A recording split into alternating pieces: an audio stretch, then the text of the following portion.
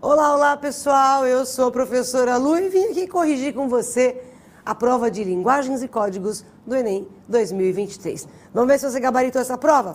Bora comigo, vamos lá.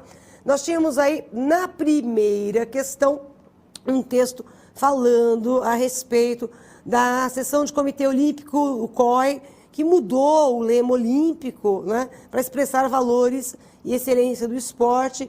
Depois de 120 anos, o lema teve uma alteração para ressaltar a solidariedade e incluir a palavra juntos. Então, o novo lema, obviamente, tem vínculo com a questão de solidariedade entre os atletas. E isso vai te dar como resposta da questão número 1 a alternativa D de dado. A associação entre o lema olímpico e a cooperatividade.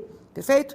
Então, essa fácil, tranquila, alternativa D de dado na questão da versão azul. Aliás, questão número 6 é a primeira, falei número 1 porque é a primeira de Linguagens e Códigos, mas é a sexta se a gente considerar a prova inteira, tá bom? Vamos lá, a questão número 7, tá? Na questão número 7, a gente tem um texto mais iluminada que as outras, né? Que é a mulher negra que traz no corpo a memória da escravização, justamente na violência, que na verdade são duas violências, é a violência de gênero e é a violência de raça.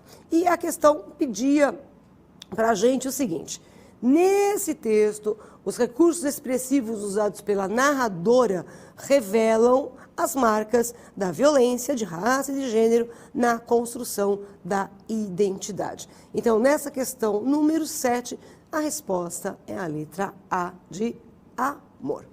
Tudo bem? Vamos agora para a 8ª questão.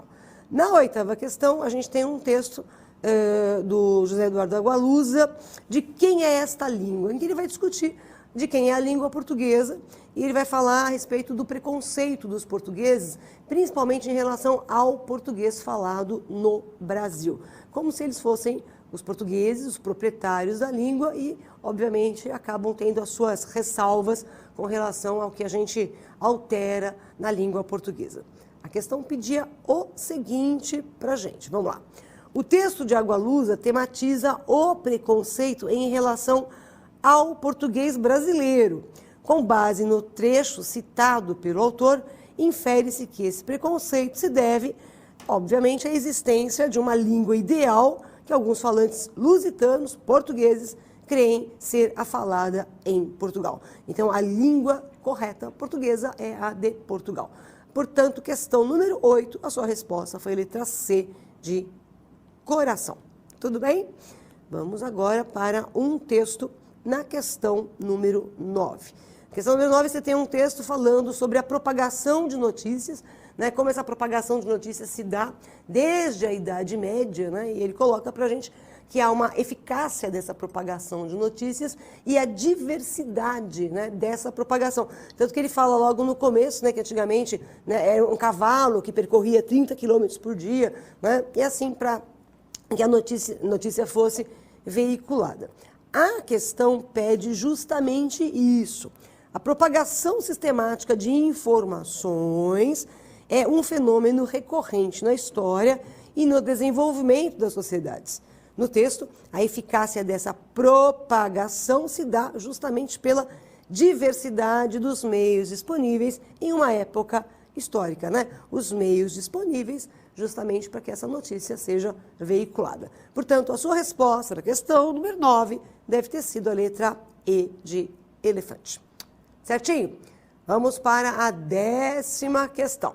Nós temos aí um texto justamente falando sobre contas que são criadas nas redes sociais, são essas contas falsas, né, criadas por robôs, e ele fala, inclusive, que normalmente o horário que essas contas aparecem, ou que elas têm uma interatividade, é no horário específico do dia, né, e que essas contas falsas acabam veiculando muitas vezes, né, notícias e informações que são falsas, tá bom?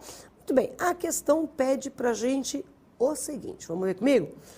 De acordo com o texto, a análise de características da linguagem empregada por perfis automatizados contribui para a identificação de padrões de disseminação de informações inverídicas. Quer dizer, a conta é falsa, a notícia também é falsa. Alternativa, portanto, resposta da questão número 10 é a letra E de elefante. Certo? Vamos para a 11ª? Acompanha aí comigo, vamos lá. Maio foi colorido de amarelo. O texto fala sobre o amarelo, que é a cor de advertência que a gente tem no trânsito, né? Quando você tem o farol, você tem o vermelho, o amarelo e o verde. Então, o vermelho é pare, né? O verde é siga e o amarelo é atenção. E o texto fala justamente sobre essa necessidade, né, de atenção ao trânsito. Então, dá uma olhadinha na questão comigo. O texto é razoável. Os textos foram num nível mediano, mas os mais amplos não eram tão complicados que nem esse. Né? Isso é super tranquilo de ser lido, então acho que deu para dar uma agilizada no seu trabalho com a prova do Enem deste ano. Vamos ver comigo a questão? Considerando os procedimentos argumentativos utilizados, infere-se que o objetivo desse texto é sensibilizar o público para a importância de uma direção responsável, tanto que é o amarelo. Então, amarelo, atenção. Então, tenha atenção, né? Quando você estiver dirigindo também, né? Quer dizer, é o mês da precaução em relação à prevenção de acidentes, tá? Portanto, a sua resposta da questão número 11 deve ter sido a letra D de dado. Tudo bem? Vamos para a 12ª questão. 12ª, a gente tem um texto aí falando, é um texto extraído do Crônica da Casa Assassinada, né? E é justamente o momento em que a gente tem a empregada contando, né, que ela via o patrão vestido com as roupas da mãe. É uma descrição bem sensorial, né, dessa empregada. E a questão, ela gira em torno do seguinte: pela voz de uma empregada da casa, a descrição de um dos membros da família exemplifica a renovação da ficção urbana nos anos 1950, aqui observada na... vamos lá, primeira coisa, é a base da memória, né, dessa personagem. Tanto que ela começa o texto falando justamente, ainda daquela vez pude constatar a bizarrice, daquela vez de um tempo passado que está na minha memória. Se está na memória, a nebulosidade da memória vai estar presente, e esse é um traço impressionista. Então, se você fosse por essa linha de raciocínio, você já acharia a resposta da questão número 12, que é justamente a letra C, né? Descrição impressionista do fetiche do personagem, né? Aquele desejo proibido, né, do filho aí de vestir as roupas da mãe. Portanto, a resposta da 12ª questão foi letra C de coração. Certinho? Vamos agora à questão número 13, e a gente tem aí o Girassol da Madrugada, que é um poema do Mário de Andrade. E aí ele coloca para a gente, né, essa ideia, ele fala sobre justamente os amores, né, que ele teve. Então ele coloca assim para a gente aqui, ó: tive 4 amores, tá aqui, vamos lá, aí, 4 amores eternos. Aí o primeiro, uma moça donzela, tá? O segundo, um eclipse, quer dizer, deve ter sido um desastre, né, que causou um eclipse. O terceiro era uma senhora rica, tá? Então provavelmente um amor proibido. O quarto és tu, né? E aí, ó, eu repousei dos cuidados. Então é o amor tranquilo, né? Chegou a fase do amor tranquilo. Dá uma olhadinha comigo na questão.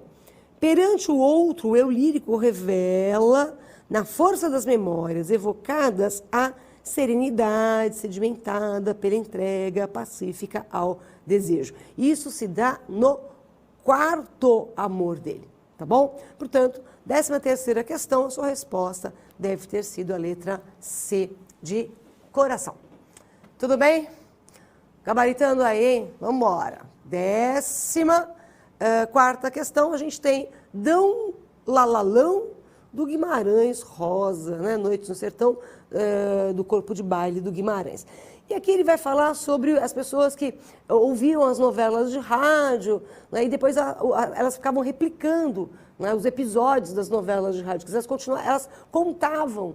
E a grande graça era você ouvir essas novelas, esses capítulos, aliás, sendo contados por outras personagens. Então, o recontar, a novela de rádio, o episódio da novela de rádio, faz com que haja um certo fascínio das pessoas ficarem ouvindo aquela história que é recontada e que, de certa maneira, né, quando ela é recontada, essa novela ganha um aspecto um pouco diferente. Esse capítulo de novela de rádio ganha um aspecto diferente. Tá bom? Vamos dar uma olhadinha comigo lá na questão. A questão pede o seguinte para a gente. Nesse trecho do conto, o gosto dos moradores do povoado por ouvir a novela de rádio recontada por Soropita deve-se ao jeito singular de falar aos ouvintes. Quer dizer, é como cada pessoa fala e conta aquele capítulo, aquele episódio da novela, tá bom? Portanto, a sua resposta da 14ª questão foi a letra D de dado. Tudo bem? 15ª questão. Ele fala sobre o incêndio, né? O incêndio do Museu Nacional. E nesse fragmento aqui de texto, o que ele coloca para a gente é que com o incêndio do Museu Nacional se destruíram registros, né, de línguas que nem sequer existem mais, né, de falares que nem sequer mais existem em qualquer registro. Então se perdeu isso definitivamente. Dá uma olhadinha comigo na questão. Vamos lá. A questão diz o seguinte: a perda dos registros linguísticos no incêndio do Museu Nacional tem impacto potencializado, uma vez que, ora, se eu não tenho mais aqueles registros, perdeu-se a memória, né? Perdeu-se o passado. Portanto, a sua resposta vai ser a letra B, representa danos irreparáveis à memória e à identidade nacionais. Então, questão número 15, resposta B. Certinho? Letra B de beijo para você, tá bom? Vamos para a 16ª questão. Bom, o que a gente tem na 16ª? Um texto que começa assim: mandioca, macaxeira, aipim, castelinha, são nomes diferentes da mesma planta. Eu tive um aluno que tentou me provar que não era a mesma coisa. Macaxeira é diferente de mandioca, ele tentou... Eu concordei com ele para não discutir. Mas, basicamente, é a mesma, né, a mesma raiz, tá bom? E aí ele vai falar sobre a língua brasileira de sinais, né? E ele coloca para a gente o que? O que muda é só o hábito cultural de cada região e a mesma coisa acontece com a língua brasileira de sinais. Então, a língua brasileira de sinais vai sofrer variações e variações exatamente como a gente tem variações na língua falada, né? A língua de sinais também tem essas variações. Tudo bem? Vamos dar uma olhadinha comigo na questão? A questão pede o seguinte para a gente. Vamos lá. Nesse texto, a língua brasileira de sinais, Libras, passa por fenômenos de variação linguística como qualquer outra língua. É isso mesmo, tá bom? Portanto, 16ª questão, letra A de amor. Tudo bem? Perfeito? 17ª questão. Aí nós temos um texto, esse é muito legal, falando a respeito da revista da cultura, né? E ele fala sobre, a questão vai girar em torno justamente do sinal que a gente tem aqui, o uso dos colchetes, que está num uso não padronizado. Está vendo aqui, ó? Ele realmente está num uso não padronizado, ali em cima e aqui embaixo também. Ora, qual é o uso padronizado dos colchetes? É assim, certo? Aí o padrão seria isso. O colchete fechadinho, aqui escrito cultura, né? E o colchete fechadinho. Mas na hora que ele transforma esse colchete no sentido contrário, então eu vou colocar aqui para vocês, para a gente ver isso. Na hora que ele faz isso, ele abre o colchete para o lado contrário, né? E aí coloca aqui cultura, né? E ele vai abrir o colchete para cá. Então, te dá a ideia de que a cultura não é algo fechado, ela está aberta. Assim como os colchetes usados no sentido contrário ao tradicional. Tá bom? Dá uma olhadinha comigo na questão. A questão pede o seguinte, na 17ª. O uso não padrão dos colchetes para nomear a revista atribui-lhes a quem? Aos colchetes. Uma nova função está relacionado ou relacionada ao. Identidade da revista voltada para a recepção e a promoção de ideias circundantes em livros. Recepção por quê? Porque o colchete está aberto. Então, meu mundo de cultura não é fechado, ele é aberto. Então, estou querendo receber novidades, tá bom? Portanto, a resposta da 17ª questão foi a letra D de dado. Ok? 18ª, vamos lá? Alegria, alegria, o sol nas bancas de revista me enche de alegria e preguiça. Eu não vou cantar isso porque eu não sei, mas é o Alegria, Alegria do Caetano Veloso. Não, eu não sei, eu sei a música, eu não sei cantar, né? Cantando sou péssima, né? Mas é aquela caminhando contra o vento, sem lenço e sem documento, no sol de quatro, já parei, não precisa reclamar, já parei. Mas no Alegria, Alegria, o que o Caetano Veloso coloca aqui pra gente que é importante? O sol nas bancas de revista. Então, ele está falando de bancas de revista. Me enche de alegria e preguiça. Né? Essa preguiça de quem lê tanta notícia. Então, eu tenho um certo excesso de informação aí. Essa ideia, de uma certa maneira, vai se repetir aqui, ó, em Anjos Tronchos, né? Que ele coloca assim para a gente. Uns anjos tronchos do Vale do Silício, desses que vivem no escuro e em plena luz, disseram, vai ser virtuoso no vício das telas dos azuis mais do que azuis. Essas telas azuis podem ser, na verdade, o padrão seria a tela azul é a tela do televisor. Mas hoje em dia, pode ser a tela desse monitor em que você está me assistindo, pode ser a sua tela de celular. Tá? Então, o que eu tenho nessas telas? Eu tenho o que ele coloca logo depois. Olha só no próximo verso. Agora, a minha história é um denso algoritmo. Quer dizer, algoritmo que é típico da internet. Então, seria mais realmente a tela azul de um celular ou de um computador. Né? Que venda a vendedores reais. Então, eu tenho uma série de mecanismos, né? Que vendem ou informação, ou vendem objetos, ou vendem produtos, ou vendem serviços. Tá? Portanto, vamos dar uma olhadinha na questão? A questão pede o seguinte: embora oriundas de momentos históricos diferentes, essas letras de canção têm em comum a percepção da profusão de informações gerada pela tecnologia. Tá certinho, né? Fossem as revistas, né, nos anos 60, ou a tecnologia associada aí à informática, ao celular, do século 21, tá? Porque esse segundo texto do Caetano é de 2021, tá? Portanto, a sua resposta vai ser a letra B de beijo. Tudo bem? Vamos para a 19ª? Na 19ª questão eu tenho uns versos falando sobre tantas são as formas de se matar um preto. Depois, a gente vai ter um texto que dá uma informação aqui muito importante para a gente, está aqui nessa passagem. De acordo com o mais recente Atlas da Violência, em 2019, os negros representaram 77% das vítimas de homicídios, quase 30 assassinatos por 100 mil habitantes, a maioria deles jovens, né? A nossa triste realidade. A questão pede: o uso de citação e de dados estatísticos nesse texto tem o objetivo de evidenciar argumentos que reforçam a ideia de que os negros são vítimas em potencial da violência. Não é só reforçar um dado, mas é evidenciar um argumento, reforçar um dado, reforçar uma ideia que é verdadeira, infelizmente. É um dado que é verdadeiro, infelizmente. Portanto, resposta da questão número 19 foi a letra D de dado. Tudo bem? Vamos lá, meninos, meninas, acompanha aí, 20º teste do Enem, Linguagens e Códigos 2023. No 20º teste, o que a gente tem? Tem um texto que começa assim: no princípio era o verbo, a frase que abre o primeiro capítulo do Evangelho, tatati, tatatá, tututu. E aí depois ele vai falar para a gente uma coisa muito interessante, né? Durante séculos em diferentes sociedades e línguas, é importante lembrar, a linguagem serviu e ainda serve para manter privilégios de grupos de poder e deixar todos os outros de fora. Então, o que ele está colocando aqui é que existe uma linguagem específica de algum grupo que acaba fazendo com que a informação não circule, né? As pessoas não entendam o que essas pessoas estão falando.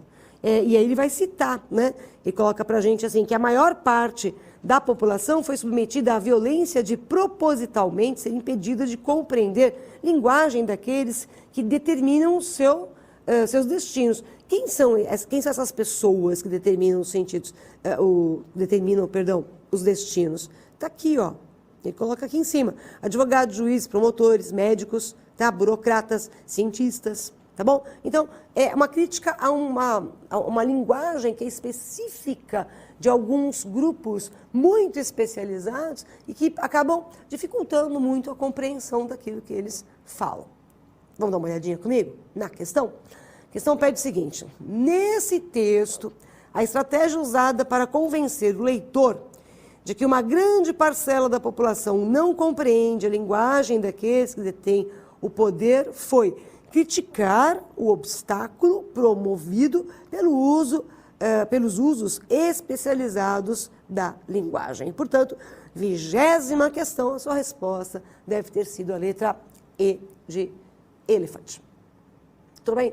É engraçado, ele está falando de linguagem aqui, né, de código, e a próxima questão também. Olha comigo a 21ª questão dessa versão azul, tá? E coloca assim: um grupo de pesquisadores da Universidade Federal do Ceará desenvolveu um dicionário para traduzir sintomas de doenças da linguagem popular para os termos médicos. Então, houve uma atualização dos termos médicos, né? E aí depois ele coloca ali para a gente alguns exemplos, né? Defruço, chanha e piloura, por exemplo, são termos conhecidos por muitos, mas durante uma consulta médica, o médico pode dar o diagnóstico errado. Pensou, você chega lá no médico, o médico fala assim: eu estou com defruço. Então, o médico não vai saber o que é defruço, o que é chanha, né, o que é piloura, nem não sabe. Então, houve uma criação, né, de um dicionário, né, que colocasse esses termos de acordo com os termos médicos. Vamos ver comigo a questão 21. Ao registrarem usos regionais de termos da área médica, pesquisadores propiciaram melhor compreensão dos sintomas dos pacientes. É lógico que se o médico não sabe o que é um defruço ou uma chanha, o médico não sabe o que o cidadão tem. Portanto, resposta da questão número 21 é a letra D de dado. Tudo bem? Perfeito? Vamos para a questão número 22.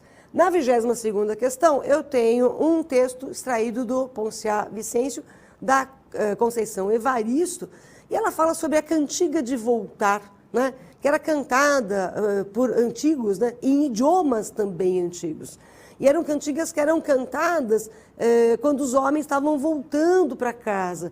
Então, são cantigas tradicionais que eram entoadas de uma maneira feliz, porque os homens estavam voltando para casa, né? Então, é uma cantiga tradicional, né? E que, inclusive, ela fala, né? Era uma canção que os negros mais velhos ensinavam aos mais novos. Isso você vai encontrar aqui, ó. Eu estou aqui, tá bom? Eles diziam ser uma cantiga de voltar que os homens lá na África entoavam sempre, né? E aí a questão pede o seguinte, vamos lá? A leitura do texto permite reconhecer a cantiga de voltar como patrimônio linguístico que preserva a ancestralidade africana por meio da tradição oral. Por que tradição oral? Porque é cantiga. E porque é tradição, a ancestralidade africana. Ela fala, os homens entoavam esses cantos lá na África. Então é a preservação, né, evidentemente, dessa ancestralidade. Portanto, a sua resposta na questão número 22 foi letra C de coração. Tá bom? 23ª questão. O que a gente tem aí na 23ª? Um que fala sobre os Jetsons, né? Os Jetsons é um desenho, uma animação, um desenho animado, que quando eu era criança, o desenho já existia. É um desenho animado dos anos 50, uma coisa assim, 50, 60.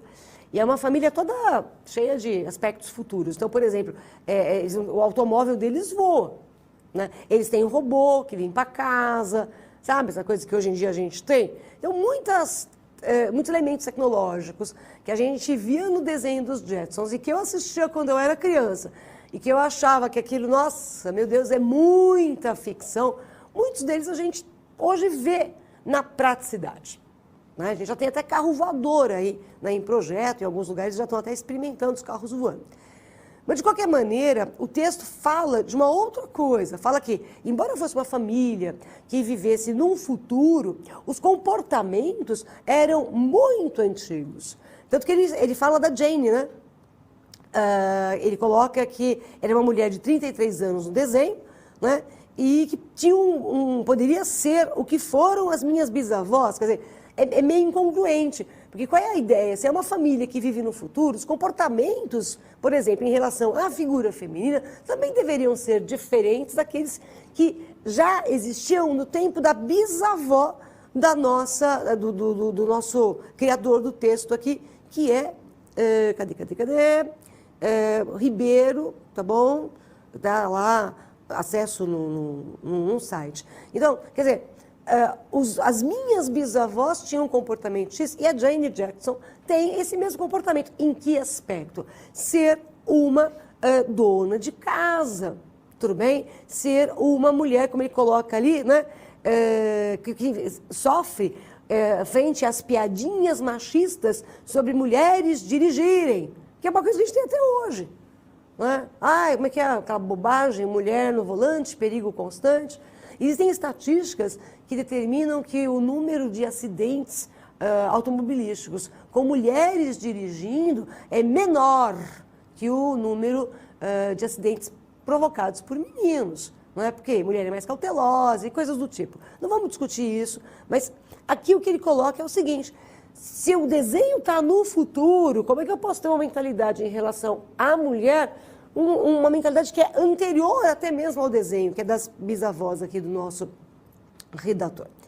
E aí você tem depois um texto 2, né, que fala justamente sobre isso. Masculino, deixa eu colocar aqui o texto para vocês, o 2, espera aí, o 2.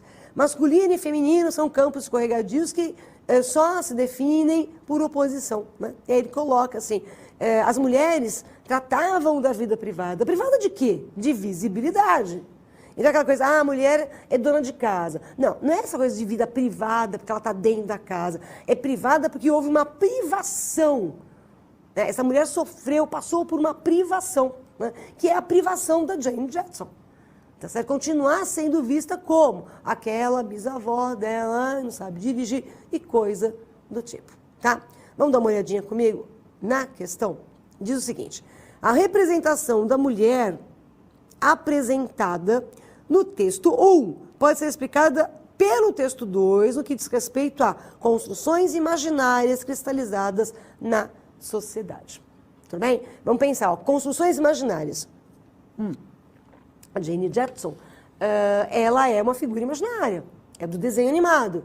Só que o que ela representa? Ela representa uma imagem cristalizada na sociedade em relação à figura feminina. Portanto, a sua resposta da questão número 23 foi letra C de coração. Tudo bem? 24ª questão. Nós temos aqui um cartaz, né?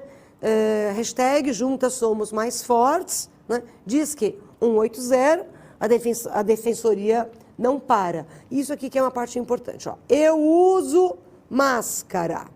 Tá aqui. Mas não me calo. Então, embora eu esteja mascarada, no caso, com a boca tapada, eu não vou me calar. E não vou me calar em relação ao quê? Né? Eu não vou me calar em relação a denunciar a violência que eu sofro. Tá? Não se cale, denuncie. Tá bom? Vamos lá. A questão pede pra gente. Esse anúncio publicitário veiculado durante o contexto da pandemia de Covid-19 tem por finalidade incentivar o público feminino a denunciar crimes de violência contra a mulher durante o período de isolamento. Portanto, a resposta da 24ª questão é letra E de elefante. Tudo bem? Vamos para a próxima? Seguindo, vamos em frente. Questão número 25, eu tenho um texto aqui falando... é um texto extraído do livro Torto Arado. E nesse momento aqui você tem o seguinte, a irmã, né, perdeu a língua e ela está tentando falar arado. E o som sai torto, porque ela perdeu a língua. Você sabe que o arado, né, ele vai... Chama-se arado porque ele ara a terra, ele prepara a terra para que haja um certo plantio ali. Então, assim como um arado torto não consegue preparar a terra direito, uma pessoa sem língua, né, não vai conseguir falar direito. Então, qual é a associação que a gente vai ter aqui, né? O arado torto, ele vai, de uma certa forma, dilacerar a terra, tal qual a língua da moça dilacera, aliás, a língua da moça está dilacerada e ainda dilacera a palavra arado, que ela não consegue falar. Tudo bem? Vamos dar uma olhadinha comigo na questão. Ela diz o seguinte: com a perda de parte da língua na infância, a narradora tenta voltar a falar. Essa tentativa revela uma experiência que metaforiza a linguagem como ferramenta da lavoura. Sim, né? Aliás, por isso que é a associação, né, do arado à língua, o torto do arado e o torto da língua, tá bom? Portanto, a resposta da questão número 25 foi letra B de beijo. Tudo bem? 26ª questão é um texto chamado A Escravidão, do Olav Bilac.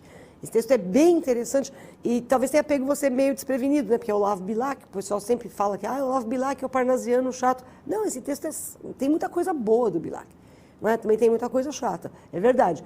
Mas esse texto é sensacional, porque é um texto que ele vai falar justamente sobre a escravidão. E ele fala para a gente o seguinte, que quem não viu a escravidão, né, quem não viveu o tempo da escravização, não tem a mesma sensação, né, que aquelas pessoas que vivenciaram. Então, uma coisa é eu falar de um tempo em que as pessoas eram açoitadas, não tinham direito a uma comida decente, não tinham direito à moradia.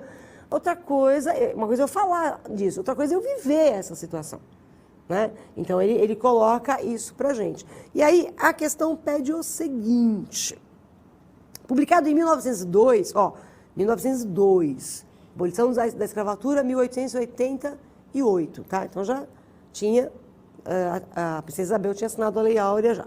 Publicado em 1902, o texto de Olav Bilac enfatiza as mazelas da escravidão no Brasil ao contrapor a infância privilegiada das crianças da época, né, à infância violentada das crianças escravizadas.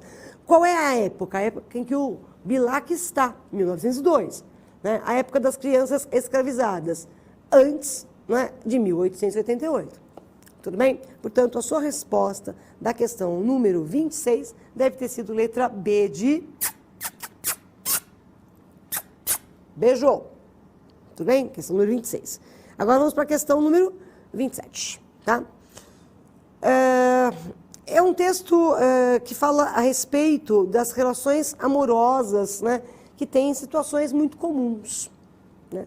Então ele começa assim: e assim as coisas continuaram acontecendo entre os dois e quase sem sustos, né? E aí vem um monte de elementos que são semelhantes, não só a situação das figuras que estão envolvidas nessa relação, como para todas as figuras. Então ele coloca aqui, de todos os grandes amores, de todos os pequenos, de todas as juras, de todos os na alegria e na tristeza, de todos os não amores, tá? E assim vai, de todas as paralelas, tá bom? E aqui, de todas as grandes paixões, tá bom? E a questão é a seguinte: o recurso que promove progressão textual, contribuindo para a construção da ideia de que as relações amorosas têm um enredo comum, né, é justamente o todos. Tá? Para todos os casos é a mesma circunstância. Portanto, a sua resposta da questão número 27 foi letra A, repetição do pronome indefinido todos. Tá bom? Vamos para a questão número 28? Né? Na 28ª questão, a gente tem um texto que diz o seguinte: a garganta é a gruta que guarda o som. A garganta está entre a mente e o coração. Vamos pensar nisso aqui? Olha para mim aqui, um minutinho. Olha para mim. A garganta está aqui. Tudo bem? E segundo o texto, a garganta está entre a mente, está aqui, e o coração, aqui. Então, entre o meu coração e a minha mente, eu tenho o quê? A minha garganta. Volta para o texto. Tá? E aí ele coloca assim: vem coisa de cima da cabeça, vem coisa de baixo do coração, e de repente um nó na garganta, e aí você não consegue falar. E o que eu quero dizer? Não consegue. Então há uma dificuldade tão grande de comunicação que o que o eu lírico faz? Se cala.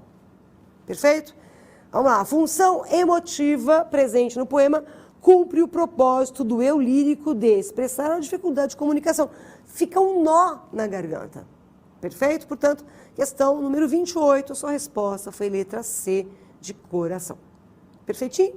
Tudo bem? 29ª questão, eu tenho um texto que fala a respeito do gato. O gato que, ele fala, era um gato preto, como convinha um cultor das boas letras, que já lera Poe, traduzido por Baudelaire, né, preto e gordo. Ele vai descrever esse gato. E esse gato, né, ele participa de uma certa forma, ele estaria lá no tempo da Conjuração Mineira, né? Ele fala sobre o sobrado do Tomás Antônio Gonzaga. Então, assim, é um gato que mata ratos antepassados da Conjuração Mineira, né? E também está associado ali, evidentemente, ao sonho dos conjurados ou dos inconfidentes, como você preferir, se associando à baixeza do animal, que é o rato, que a gente tem. Primeiro você tem o gato, depois você vai ter a imagem justamente do rato, né? Primeiro é o gato, depois é o rato. E você sabe que tem o gato que caça o rato. Então esses ratos vão estar associados à ideia de baixeza, né? Tanto que o texto fala que os ratos chegariam a subir no poste onde estava a cabeça do Tiradentes. Então eu tenho nesse texto uma associação, né, entre o gato que mata o rato, né? Entre o que é, digamos assim, positivo e o que é negativo, a imagem do positivo e a imagem do negativo. Vamos dar uma olhadinha comigo na questão, que pede o seguinte. Descrevendo seu gato, o narrador remete ao contexto e a protagonistas da Inconfidência para criar um efeito desconcertante centrado no contraste entre a austeridade pomposa e a imagem repugnante. Essa imagem repugnante, obviamente, é a do rato, a austeridade se vincula mais à imagem do gato. Portanto, resposta da 29ª questão, letra E de Enem. Tudo bem? 29ª, acabei de fazer. Vamos para a 30ª questão, certo? Vamos lá? Para a 30ª questão. É um texto que fala o seguinte, ó. Enquanto estivemos entretidos com os urubus, outras coisas andaram acontecendo na cidade. Aí colocou assim, a companhia baixou novas proibições. Tá? E aí vai falar sobre uma série de situações que são de proibição. Tá? E não confiando na proibição só, nem na força dos castigos, que eram rigorosos, a companhia ainda mandou fincar cacos de garrafas nos muros. Né? E aí você tem uma sequência de proibições aqui. Tá? Vamos dar uma olhadinha comigo na questão que pede o seguinte. Sob a perspectiva do menino que narra, os fatos ficcionais oferecem um esboço do momento político vigente na década de 70, 1970, aqui representado pelo culto ao medo infiltrado em situações do cotidiano, associado, evidentemente, aqui ao período de regime militar. Portanto, questão número 30, sua resposta foi letra A de amor. Tudo bem? Estou quase acabando. Aguenta firme aí que daqui a pouquinho eu acabo. Vamos para a 31ª questão. Temos aí um texto chamado Migalhas. Ele fala assim, entre a toalha branca e um bule de café, seria inapropriado dizer eu não te amo mais. Então, o que está colocando aqui é que a ruptura amorosa se deu numa situação muito comum, que é um café da manhã. E que não é, o café da manhã não seria uma situação adequada para um rompimento amoroso. Não é? Quer dizer, o relacionamento amoroso que foi intenso por um certo tempo merecia uma circunstância de maior respeitabilidade em relação às pessoas envolvidas. Você não vai tomar o café da manhã com a pessoa com quem você se relacionou por muitos anos, acabou. O que é isso? Está parecendo o Olímpico lá da Hora da Estrela, que vira para Macabéa e diz assim, de sopetão, não é? Macabéa, nosso romance está acabado. Você é um cabelo na sopa. É quase isso. Então, é uma ruptura, é um término de um relacionamento amoroso sem uma certa solenidade, né, que exigiria, né, nessa situação de ruptura. Vamos dar uma olhadinha comigo? Na questão que ela pede o seguinte. Nesse poema, a representação do sentimento amoroso recupera a tradição lírica, mas se ajusta à visão contemporânea ao diluir em banalidade a comoção de um amor frustrado. É isso. Né, banalidade de um café da manhã para romper um amor, né, que foi frustrado. Portanto, 31ª questão, a sua resposta foi a letra C de coração. Tudo bem? 32ª? Nós temos um texto aqui que fala sobre um repertório musical, né? Que é mesclado, né? Então, ele fala para a gente que a gente tem, ao mesmo tempo, as notas do bolero, né? Do Ravel. E o bolero do Ravel é uma coisa interessante, porque é sempre a mesma batida, só que começa com um número pequeno de instrumentos. E a cada repetição entra um instrumento novo. Então, vai se tornando um som meio que atordoante. Tá? E, ao mesmo tempo que eu tenho o bolero de Ravel, eu tenho a Asa Branca, do Luiz Gonzaga. Tudo bem? E meu Sublime Torrão, de Genival Macedo. Então, o que a gente tem aqui? Elementos musicais distintos, né? Que é o bolero de Ravel, que é a Asa Branca do Luiz Gonzaga e Sublime Torrão do Genival Macedo. Tá? É essa mescla que eu tenho. Vamos ver comigo a questão? A interpretação musical de Jurandir, do sax codinome de José Jurandir Félix, apresenta um repertório caracterizado pela inter-relação de referenciais estéticos aparentemente distanciados. É isso, né? Ele pega 3 elementos distintos, diferenciados, e incorpora no seu repertório musical. Portanto, a resposta da 32ª questão, letra A de amor. Tá bom? Vamos para a 33ª. E aí a gente tem uma tela do Lazar Segal. Né? Reparem que o Lazar Segal, ele se caracteriza normalmente pela imagem expressionista, que é aquela deformação pelo exagero. Aqui eu não tenho só expressionismo, né? Eu tenho também cubismo. Repare que as formas são geometrizadas, sem muita noção de profundidade, e eu posso observar essas imagens por diversos pontos aqui, tá? Chama-se Eternos Caminhantes, tá bom? E aí tem um texto 2, o texto 1 é esse não verbal, o texto 2 é um texto verbal que fala o seguinte: em 1933, a obra Eternos Caminhantes ingressou em uma das primeiras edições das exposições A Arte Degenerada, promovida por membros do Partido Nazista Alemão. Vamos parar aqui, ó.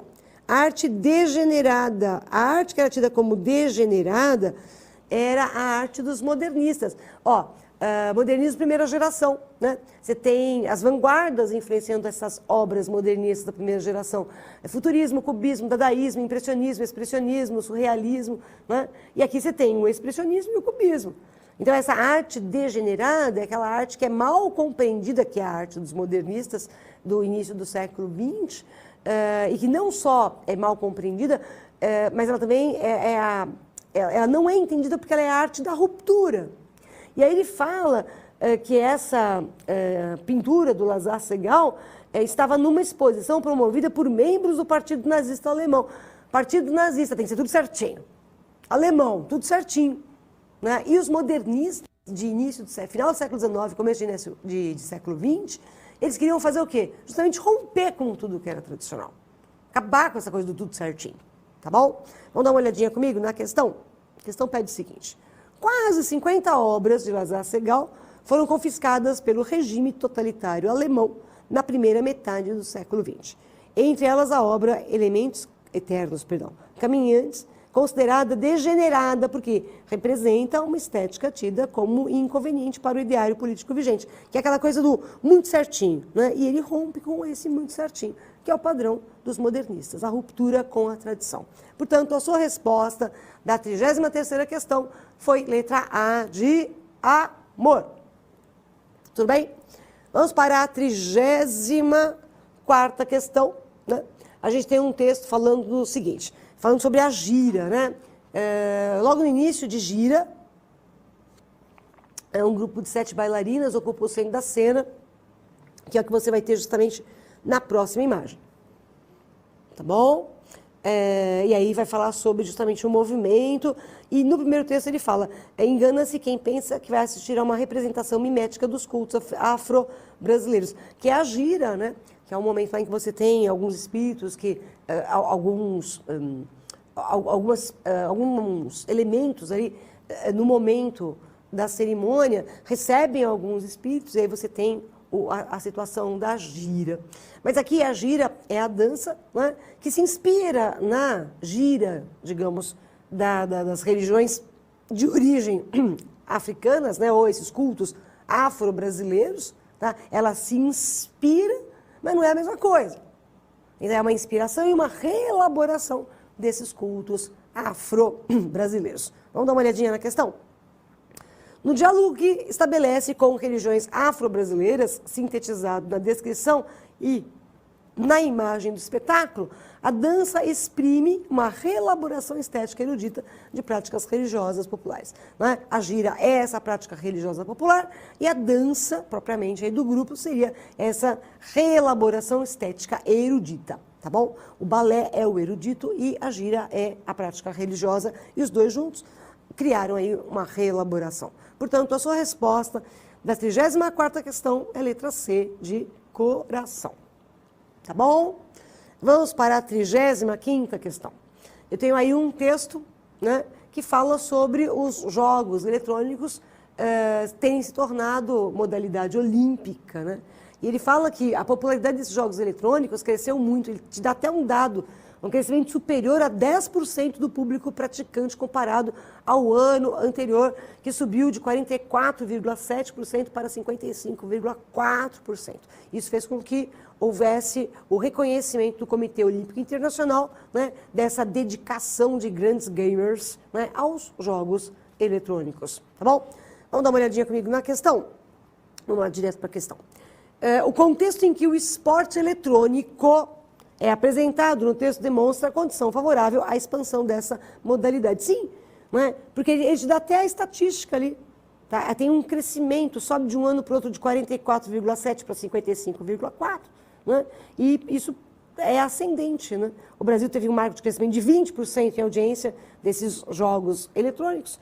Né? Então, a alternativa A de amor responde à 35ª questão. Tudo bem? Vamos para a 36ª.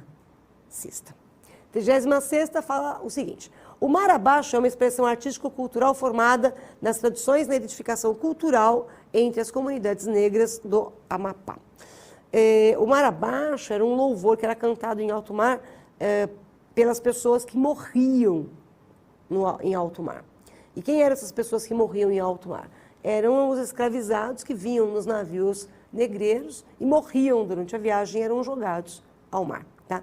Só que o texto fala para a gente é que esse louvor que antes era cantado, né, em homenagem às pessoas que morriam ali nesses navios negreiros, isso se tornou o quê? Um folguedo, se tornou uma festa popular, tá? Que ganhou o título de patrimônio cultural do Brasil. Tá bom? Vamos dar uma olhadinha na questão? O que ele pede para a gente? A manifestação do mar abaixo se constitui em expressão de arte e cultura, exercendo função de ressignificar episódios dramáticos em novas práticas culturais. Lembro muito a questão da gira que a gente acabou de fazer, né? Que é uma, de certa forma, a ressignificação da gira, né? Que é uma ressignificação do louvor que era cantado nos navios negreiros, tá bom? Resposta A de amor na 36ª questão, tá bom? 37ª questão. O uso das redes sociais como forma de ampliar universos foi uma descoberta recente do artista Volney Fernandes. O que o Volney Fernandes fez? Ele faz uma arte que ele divulga pelas redes sociais. Não é? E com o apoio, digamos assim, dessas redes sociais, ele consegue fazer com que a arte dele seja mais conhecida. Tudo bem? Vamos dar uma olhadinha comigo na questão? A questão pede o seguinte: o artista goiano Volney Fernandes busca expor seu trabalho por meio de plataformas virtuais com o objetivo de oferecer uma vitrine internacional para sua produção artística, a fim de dar mais visibilidade às suas obras. Certinho, né? Ele usa as redes sociais para divulgar a obra dele. Portanto, questão número 37, resposta C de coração. Tudo bem? 38ª, que tal? Vamos lá?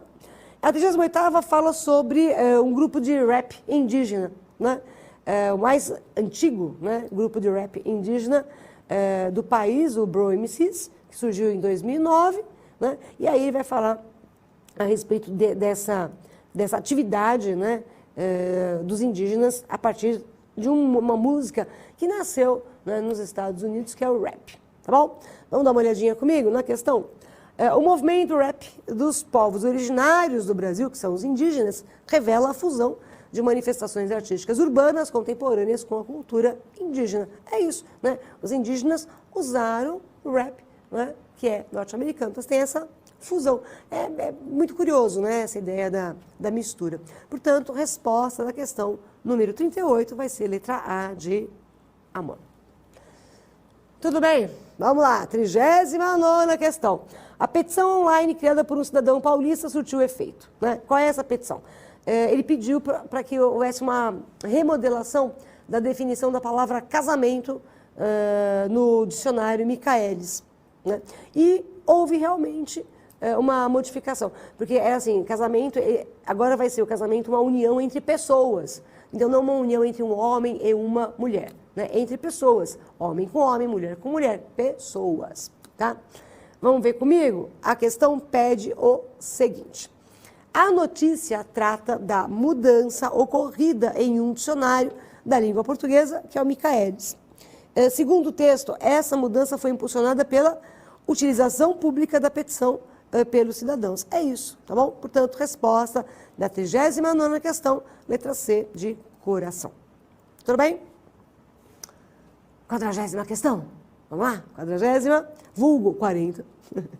A neozelandesa Laurel Hubbard fez história nos Jogos Olímpicos. Apesar de ter ficado de fora da disputa por medalhas, a levantadora de peso deixou sua marca na edição de Tóquio por ser a primeira mulher abertamente transgênero a participar de uma competição olímpica. E aí ele vai falar justamente sobre as disputas, só que ela disputou na categoria masculina, e vai falar a respeito, né, dos níveis de testosterona, né, que aumenta a massa muscular, porque para essa moça Laurel, o nível de testosterona é maior, então ela vai ter mais massa muscular, então, pela lógica, ela teria mais força, tá? Vamos dar uma olhadinha comigo na questão? No texto, os limites do potencial inclusivo do esporte são dados pela dependência de características biológicas padronizadas, né? Então, assim, os atletas transgêneros, eles sofrem o preconceito e eles têm características biológicas, né, diferenciadas também, tá bom? Portanto, resposta da questão número 40 vai ser a sua letra B de beijo. Tudo bem? 41ª questão. Aqui é o caso de Simone Biles, né? A Simone Biles, inclusive, ela deixou de participar dos últimos Jogos Olímpicos por causa do assédio, né? Que ela acaba, o abuso sexual, aliás, né? Do qual ela é vítima e que ela acaba realmente denunciando, tá? E ela coloca, né, bem essa ideia. Uma passagem que é interessante para você poder responder legal essa questão, aqui, ó. Né? Ele coloca assim pra gente: Biles esclareceu que culpa Larry Nassar e todo o sistema que o permitiu e o perpetrou. Quer dizer, não é só o cara que está errado, não é para ficar assediando, não é a Simone Biles, mas todo o sistema que permitiu isso. Tá bom? Aquela coisa bem do sistema machista, né? O homem pode fazer isso porque é homem. Licença, né? A questão número 41 pede o seguinte pra gente: o fato relatado na notícia chama a atenção acerca da necessidade de reflexão sobre a relação entre o esporte e a dimensão emocional dos atletas, né? Porque como é que uma menina que é assediada, que é, na verdade, vítima de abuso sexual, vai conseguir, né, participar de um torneio importante, né? Ou, aqui no caso, os Jogos Olímpicos de Tóquio? Tá? Emocionalmente é um desequilíbrio, não só emocional, mas a questão fala sobre isso. Portanto, resposta da questão número 41, letra B de... Questão número 42, fala sobre o acesso a práticas corporais e atividades físicas ser desigual no Brasil, né? Então, por exemplo, se você tem mais dinheiro, você vai fazer práticas esportivas numa academia, né? Você vai ter equipamentos mais sofisticados. E se você é uma pessoa que tem menos recursos financeiros, você faz prática esportiva, assim, prática física, né? Na verdade, andando a pé, andando de bicicleta, tá? Então, as classes sociais menos favorecidas fazem exercício físico andando a pé e fazendo caminhadas ou andando de bicicleta. E quem tem mais, digamos, possibilidade econômica faz tem essas práticas não só esportivas, mas também de lazer em locais mais especificados, tá? Vamos dar uma olhadinha comigo na questão. O fator central que impacta a realização de práticas corporais, atividades físicas no tempo de lazer no Brasil é a desigualdade entre classes sociais, né? Diferentes classes sociais praticam algum esporte, algum lazer de maneiras diferentes, né? Classe social de poder aquisitivo maior tem alguns benefícios, né? E as de menor fazem aquelas práticas esportivas mais simples, tá bom? Portanto, resposta da 42ª questão foi a letra E de elefante, tá bom? 43ª questão, a gente tem um texto aqui do Rui Barbosa, que é justamente o discurso do Rui Barbosa na Academia Brasileira de Letras, em homenagem ao Machado de Assis, quando o Machado morre. E o que é interessante é que ele coloca para a gente, né, não só a vida do Machado, mas também como a obra dele, né, no sentido de que a importância do Machado como escritor, mas também a obra a vida dele, porque ele cita, né, Pôr o Mundo Inteiro num Recanto, que é um poema um soneto que o Machado escreve para Carolina, né, querida, ao pé do leito derradeiro, em que descansas desta vida, aqui vem e virei, pobre querida, né, trazer-te o coração do companheiro. É isso, tá? Vamos dar uma olhadinha na questão? A questão pede o seguinte para a gente. Esse é um trecho do discurso de Rui Barbosa na Academia Brasileira de Letras, em homenagem a Machado de Assis, por ocasião de sua morte. Uma das características desse discurso de homenagem é a presença de metáforas relacionadas à trajetória pessoal e criadora do homenageado, no caso, o Machado de Assis. Portanto, resposta da 43ª questão é a letra A, de amor. Vamos para a 44ª questão deste Enem 2023, linguagens e códigos. Ai, por que é tão importante amamentar? Olha, você está perguntando, tem que explicar. E aí vai explicar aqui, ó. Tudo bem? Então, todos esses tópicos, eles trazem para a gente justificativa da importância da amamentação, tá? Vamos dar uma olhadinha na questão? Ela pede o seguinte: essa campanha publicitária do Ministério da Saúde visa divulgar um conjunto de benefícios proporcionados pela amamentação. É isso. Então, resposta da 44ª questão é justamente a letra A de amor.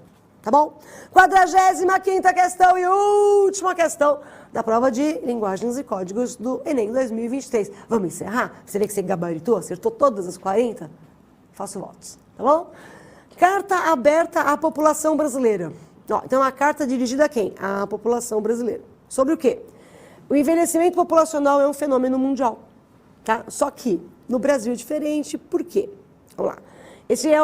No Brasil, o país não está preparado para atender as demandas dos idosos.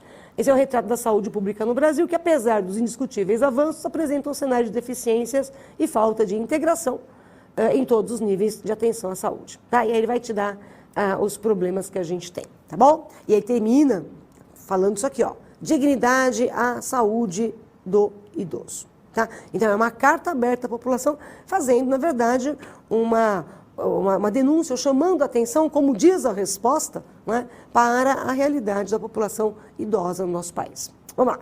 Questão pede. O objetivo desse texto é chamar a atenção da população sobre a qualidade dos serviços de saúde pública para o idoso. Portanto, 45ª questão, a sua resposta foi letra E de elefante. Tudo bem? Eu espero que você tenha feito uma excelente prova, tá bom? Gabarite tudo. Bons estudos, continua nos estudos. Firmeza, tá bom? A gente se vê em breve. Um beijo. Tchau.